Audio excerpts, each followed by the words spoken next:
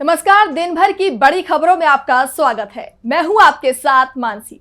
आज इस बुलेटिन में बात होगी मोदी सरकार के खिलाफ राहुल गांधी के बड़े प्लान की, इंडिया के बिहार में नीतीश सरकार पर हल्ला बोल की, देखेंगे यूपी में कांवड़ यात्रा को लेकर मचे बवाल को, महाराष्ट्र में उद्धव ठाकरे के अडानी पर किए बड़े खुलासे को, जानेंगे बीजेपी को सबक सिखाने के लिए नवीन पटनायक के प्लान को, और बुलेटिन के आखिर में देखेंगे जाने माने कार्टूनिस्ट इरफान की किस खबर पर पड़ी तिरछी नजर।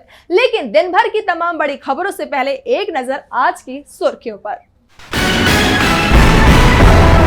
सुनीता केजरीवाल ने हरियाणा में लॉन्च की आपकी 5 गारंटी, 24 घंटे फ्री बिजली, हर महिला को 1000 रुपए। सुनीता केजरीवाल बोली, बीजेपी को एक सीट ना मिले, हरियाणा में इसी साल होने वाले हैं विधानसभा चुनाव। 21 जुलाई को कोलकाता में टीएमसी के शहीद दिवस बैठक में शामिल होंगे सपा प्रमुख अखिलेश यादव। ममता बनर्जी के साथ एक मंच पर नजर आएंगे अखिलेश यादव। नए क्रिमिनल कानून पर मद्रास हाईकोर्ट का केंद्र को नोटिस, कहा पहले लॉ पैनल से सलाह लेनी चाहिए थी, 4 हफ्ते में जवाब मांगा। और एक बार फिर मराठा आरक्षण को लेकर अनशन पर बैठे मनोज वारंगे, कहा अब आखिरी फैसले तक हड़ताल रहेगी जारी। ये तो थी सुर्खियां। अब बात आज की सबसे बड़ी खबर की। 22 जुलाई से संसद का बजट सत्र शुरू होने वाला है। बजट सत्र से पहले 21 जुलाई को सरकार की तरफ से सर्वदलीय बैठक बुलाई गई। 23 जुलाई को वित्त मंत्री निर्मला सीतारमण बजट पेश करेंगी, तो दूसरी तरफ लोकसभा में उसके सामने राहुल गांधी के नेतृत्व वाले इंडिया गठबंधन की चुनौती है। बजट सत्र में सरकार को घेरने के लिए विपक्ष के नेता राहुल गांधी का एक्शन प्लान तैयार है। तो क्या है वो प्लान, जानने के लिए देखिए ये रिपोर्ट। 22 जुलाई से संसद का बजट सत्र शुरू होने वाला है। बजट सत्र से पहले 21 जुलाई को सरकार की तरफ से सर्वदलीय बैठक बुलाई गई है। 23 जुलाई को वित्त मंत्री निर्मला सीतारमण बजट पेश करेंगी और सरकार की तरफ से इस बार संसद में 6 बिल पेश किए जाएंगे। संख्या और बढ़ सकती है, लेकिन इस बार बिल को पास कराने में मोदी सरकार के पसीने छूटने वाले हैं, क्योंकि राज्यसभा में अब संख्या बल विपक्ष के पास ज्यादा है, तो दूसरी तरफ लोकसभा में उसके सामने राहुल गांधी के नेतृत्व वाले इंडिया गठबंधन की चुनौती है। बजट सत्र में सरकार को घेरने के लिए विपक्ष के नेता राहुल गांधी का एक्शन प्लान तैयार है। आम गरीब जनता, बढ़ती महंगाई, घटती कमाई, नौजवान, बेरोजगारी और नीट पेपर लीक, किसान एमएसपी की गारंटी, स्वामीनाथन कमेटी की सिफारिशों के आधार पर समर्थन मूल्य और कर्ज माफी जैसे मुद्दे को उठाने की तैयारी की जा रही है। खबर ये भी आ रही है कि किसानों की एमएसपी और कर्ज माफी को लेकर राहुल गांधी की तरफ से लोकसभा में प्राइवेट मेंबर बिल भी पेश किया जाएगा। इसके अलावा वो मजदूरों की न्यूनतम मजदूरी 400 रुपए कराने की मांग भी करेंगे। हाल ही में राहुल गांधी ने दिल्ली के जीटीवी इलाके में श्रमिकों से मुलाकात की थी और अब राहुल उनकी समस्याओं को संसद में उठाने के लिए तैयारी कर चुके हैं। इसके अलावा अग्निवीर योजना पर राहुल का रुख साफ है। सरकार पर प्रेशर बनाया जाएगा कि अग्निवीर योजना को बंद किया जाए। मणिपुर, त्रिपुरा में बढ़ती हिंसा का मामला एक बार फिर से सदन में उठेगा। कुल मिलाकर राहुल गांधी और इंडिया गठबंधन ने ऐसे तमाम मुद्दे के जरिए सरकार को घेरने की तैयारी की है और अब इंतजार बस बजट सत्र का है। इस बार बीजेपी के सामने संसद में विपक्ष मजबूत भूमिका में है और विपक्ष के सवालों से इस बार बीजेपी बैकफुट पर आने वाली है। तो दूसरी तरफ बिहार में तेजी से बढ़ते अपराध पर नीतीश सरकार के खिलाफ बिहार में इंडिया गठबंधन ने पटना में 38 जिला मुख्यालयों पर प्रतिरोध मार्च निकाला। तो क्या है पूरी खबर, जानने के लिए देखिए ये रिपोर्ट। बिहार में अपराधों का ग्राफ तेजी से बढ़ा है, कोई भी सुरक्षित नहीं दिख रहा है। नीतीश कुमार लालू यादव के जिस कार्यकाल को जंगल राज बताते हैं, उस लालू राज की तुलना में नीतीश सरकार में अपराध का ग्राफ 2 गुना ज्यादा बढ़ चुका है। एनसीआरबी की रिपोर्ट में बताया गया है कि लोगों की जान लेने के मामले में बिहार देश में दूसरे नंबर पर है। पटना इसका एपिसेंटर बन गया है। बिहार में बिगड़ती कानून व्यवस्था के खिलाफ आज इंडिया गठबंधन ने हल्ला बोल दिया। पूरे राज्य में इंडिया गठबंधन में शामिल दलों के नेता और कार्यकर्ता सड़कों पर उतर आए। राजधानी पटना सहित सभी जिला मुख्यालयों पर प्रतिरोध मार्च निकाला। सुबह 10 बजे मार्च निकाला गया। राजद ने इस मार्च को लीड किया, जबकि कांग्रेस, वीआईपी और वाम दलों के सभी कार्यकर्ता इसमें शामिल हुए। इस दौरान विपक्ष के नेताओं की पुलिस से अलग अलग जगहों पर तीखी बहस हुई। प्रदर्शन में शामिल नेताओं और कार्यकर्ताओं ने कई जगहों पर बैरिकेडिंग तोड़ दी और नीतीश सरकार के खिलाफ जमकर नारेबाजी की। कांग्रेस प्रदेश अध्यक्ष अखिलेश सिंह ने कहा कि बिहार में जो लॉ एंड ऑर्डर की व्यवस्था है, इसमें कई पत्रकारों की भी जान ली जा चुकी है। 4-5 ब्यूरोक्रेट्स सरकार चला रही है। लोगों को भगवान के भरोसे छोड़ दिया गया है। जब महागठबंधन ने प्रतिरोध मार्च निकालने का ऐलान किया तो नीतीश कुमार को बिहार के लॉ एंड ऑर्डर का ख्याल आया। इसके बाद सीएम ने इसे लेकर बैठक बुलाई। ये सब दिखावा है। वहीं राजद विधायक अख्तरुल इस्लाम शाही ने कहा कि नीतीश कुमार फेल हो चुके हैं, बिहार उनसे नहीं संभल रहा है, उन्हें कुर्सी छोड़ देनी चाहिए।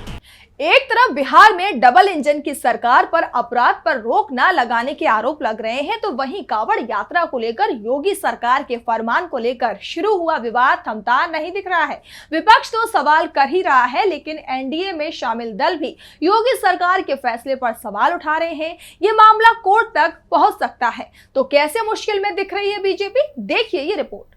बीजेपी कांग्रेस और दूसरे दलों पर मुस्लिम तुष्टीकरण के आरोप लगाती रही है, लेकिन कांवड़ यात्रा को लेकर योगी सरकार के आदेश का बचाव करने में जुटी हुई है।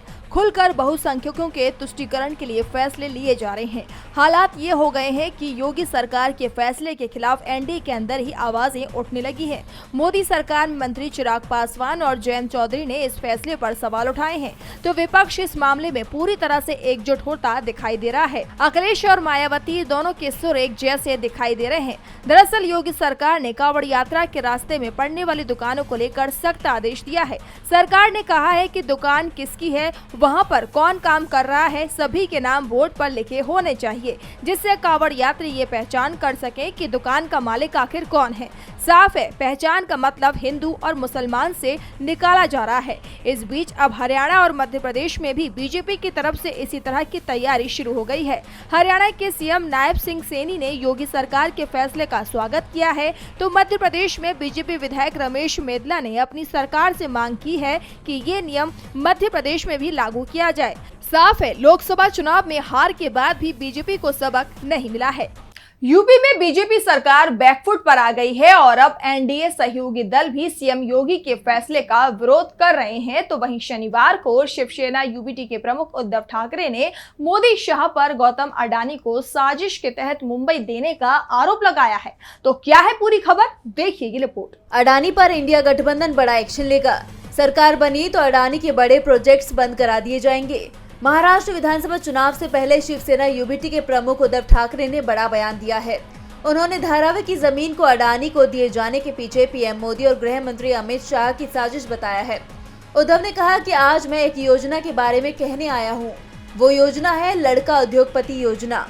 सरकार के द्वारा लाडली बहन योजना नहीं, लड़का मित्र या लड़का कॉन्ट्रैक्टर या लड़का उद्योगपति योजना चल रही है, लेकिन हम ये योजना चलने नहीं देंगे। हमारी सरकार सत्ता में आएगी तो हम धारावी के लोगों को दूसरी जगह नहीं बसाएंगे। धारावी में ही कारोबार की सही व्यवस्था की जाएगी। धारावी में हमने आंदोलन किया था, वहां के लोगों को 500 वर्ग फुट का घर मिलना ही चाहिए। हर घर में एक माइक्रो व्यापार चलता है, इसके लिए क्या उपाय किया जाएगा?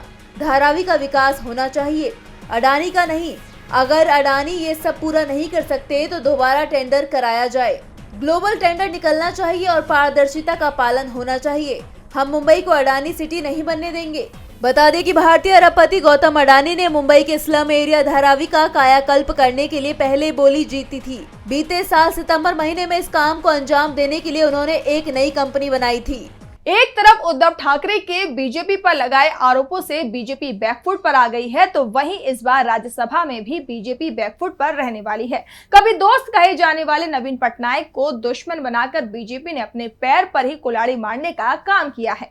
बीजेडी ने बीजेपी को राज्यसभा में सबक सिखाने के लिए ये पूरी तैयारी कर ली है। सत्ता के खेल में दोस्त दुश्मन और दुश्मन दोस्त बन जाते हैं और मोदी सरकार में ये खेल अब दिखाई देने लगा है। 26 साल तक बीजेपी के करीबी और पीएम नरेंद्र मोदी को अपना दोस्त बताने वाले नवीन पटनायक अब बीजेपी के दुश्मन बन गए हैं।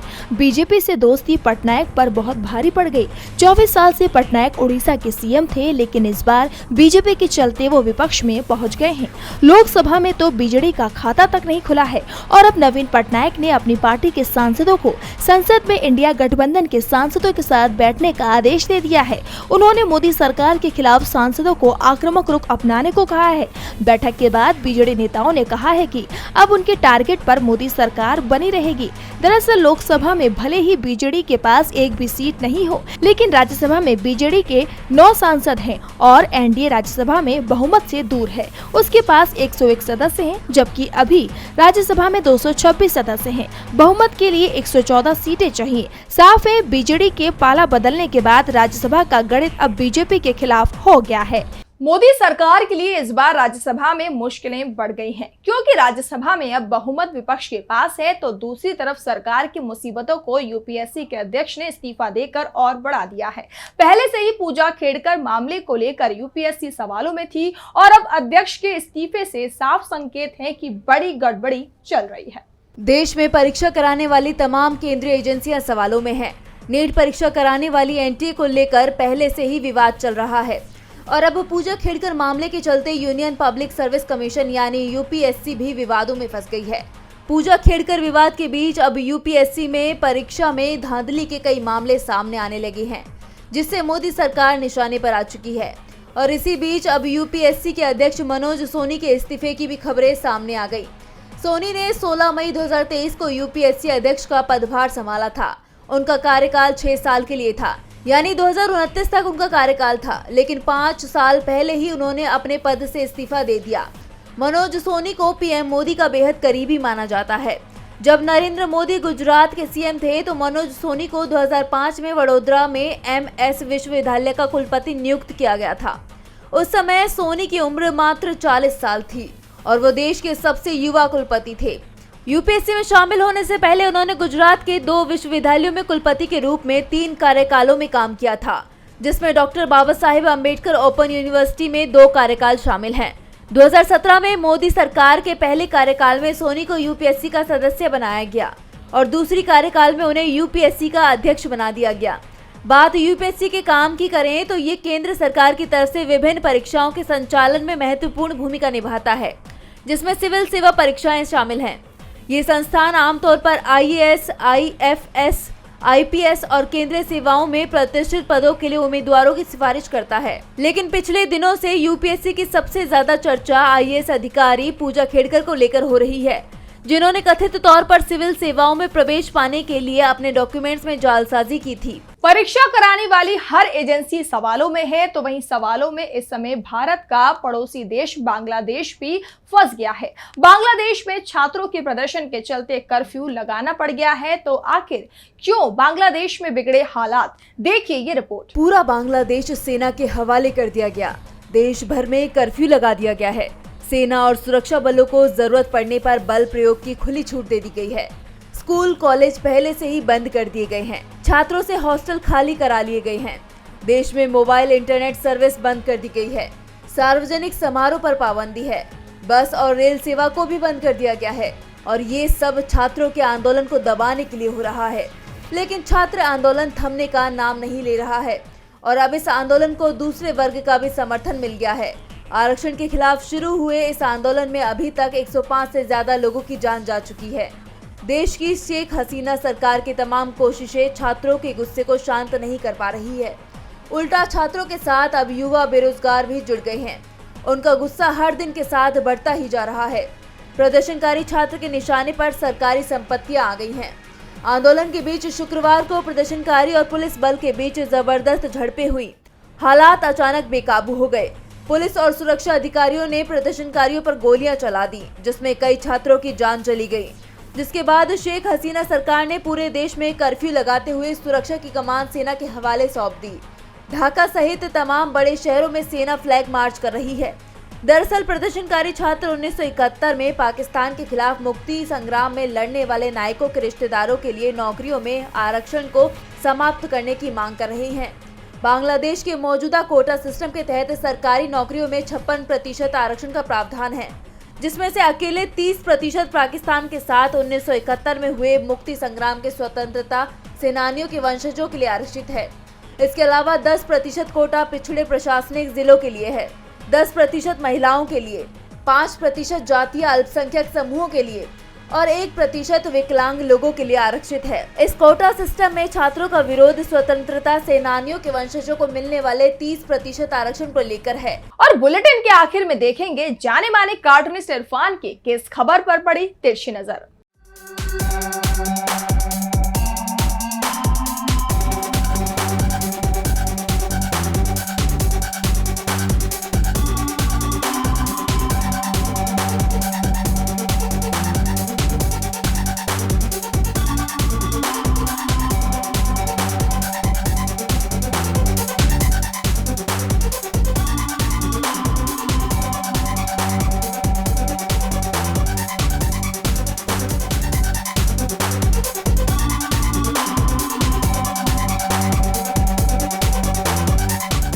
आज एक और पुल गिर गया। यहाँ नहीं, ये पुल चीन में गिरा है। अब जब दुनिया में कहीं पर भी पुल गिरता है तो बिहार का नाम याद आता है। पुलों के मामले में बिहार चीनी मामलों को भी पीछे छोड़ चुका है, जिसकी कोई गारंटी नहीं होती है। अफसोस, हाल ही की घटनाओं में पुलों की जो पुल गिरे हैं, उन घटनाओं से भारत भ्रष्टाचार में विश्वगुरु होने की कई पायदानें चढ़ चुका है।